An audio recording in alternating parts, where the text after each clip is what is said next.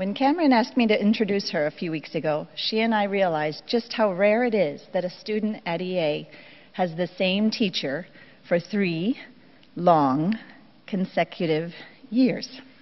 So thank you very much. I have spent my fair share of time teaching, chatting with, coaxing, pushing, and reasoning, or trying to, with Cameron Buonocore. Through all of our insightful and funny conversations, we continue to find things that we have in common. Her sister graduated from AIS just before my niece. Her cousin attends Westtown School with my own son. We've both fallen in love with the kids at Aclamo. She, like me, has trampled through battlefields in northern France. I cry at movies, and she cries at movies. However, she cries at the crazy short films we watch in French class. But there is one area where I wish I were more like Cameron. She, as you know, is nothing if not direct and frank, all while wearing her heart on her sleeve. She's as funny as she is sensitive, as kind as she is honest, and if you haven't seen the tributes that she makes for her friends each time they get admitted to college, you haven't seen true friendship. I'm happy to have been Cameron's teacher, advisor, Aclamo colleague, and scapegoat when she couldn't choose which friend of many to introduce her. Please stand for this EA lifer, Miss Cameron Buonocore.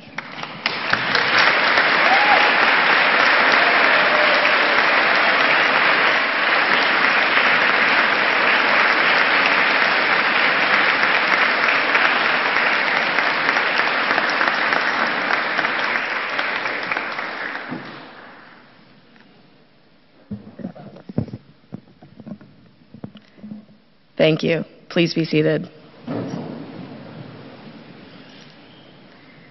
I would like to thank Madam Broschel for that wonderful introduction and Father Tim in the vestry for allowing me to speak today.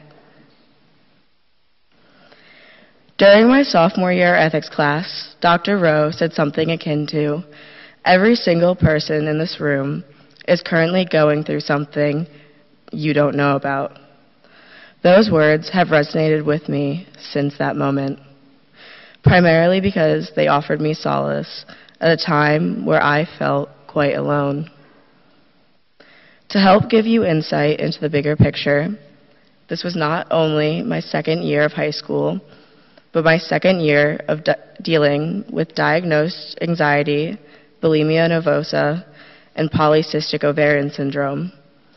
Though this was not the time when my problems began, as the years prior that I spent in my adolescence had been consumed by the monster that is my body image issues and the hate I had for myself. What my point of telling you my medical history is that just like the quote states, very few people here knew what I was dealing with. There was actually only one person here who knew I was bulimic in the end of 8th grade, and at the end of the school year, I lied to them, saying I had stopped. As a result of my struggles, I've always hated the saying, sticks and stones may break my bones, but words will never hurt me. Because in reality, words hurt. You personally may forget those few words you said in passing, but the person on the receiving end will not. What you say leaves a mark on people, regardless of whether or not you meant what you said. 3 times in particular are what led me to this realization. For if the saying were true, I wouldn't remember the instance when one of my classmates made a fat joke about me in 4th grade, or that day in the end of 8th grade that I came in with a popped blood vessel in my eye, and every question I received of how did this happen, or comment about how disgusting it looked, only served to remind me of the fact that it was the result of my bulimia.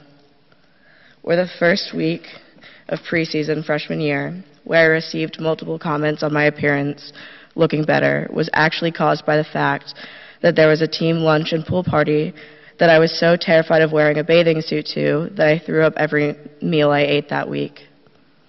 The "you look so good" comments only served to reinforce the idea that maybe this was what I needed to do to be accepted. I know it can be hard to always be mindful of your words. I know I, for one, can't all the time. But the reason I'm so adamant for people to mind their words is because learning to accept yourself isn't an easy process. A fact I'm sure most people sitting here today are painfully aware of. And no one needs the criticism of others to make that process any harder than it already is. Thus, Dr. Rowe's quote helped to put what was a very difficult situation for me into perspective, as it made me realize that I was not nearly as alone in my struggles as I thought. Prior to this time, I had felt constant pity for myself, wondering why I was dealt these cards when everyone else seemed to live their lives so easily. I'd begun to resent my peers for living what seemed like such simple lives, when as a 14-year-old, I was just told that I will be battling with my weight for my entire life, and possibly struggling to have children as an adult due to some disease I didn't know existed till I was sitting in a doctor's chair being diagnosed with it. But his words forced me to now confront the fact that my notions were completely and utterly false. And like myself, most people were wearing a facade to cover the damage they hid underneath. The process to recovery is a long and hard one that can only be truly completed if the person on it has a want to get better.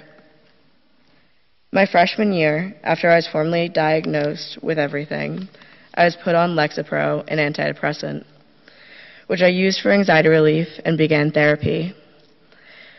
This was a step forward for sure, but it didn't matter, because as religiously as I took my pills or spoke with my therapist, I was never doing it for me, but because I was told to do so. It took me a while to realize this, because I had become so well-versed at playing the role of a happy, go-getting teenager that I began to trick even myself. But every time I lied to my therapist about not purging, a little crack in that perfect mask I'd become so accustomed to wearing would form.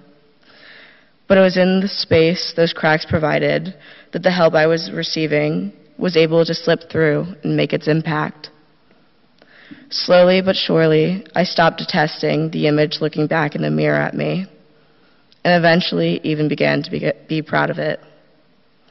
One of the most important things I learned during this time is that it's okay to not be okay.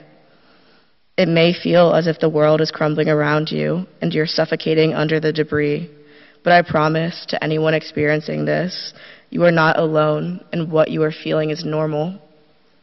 So at the end of the day, be more compassionate, have more empathy.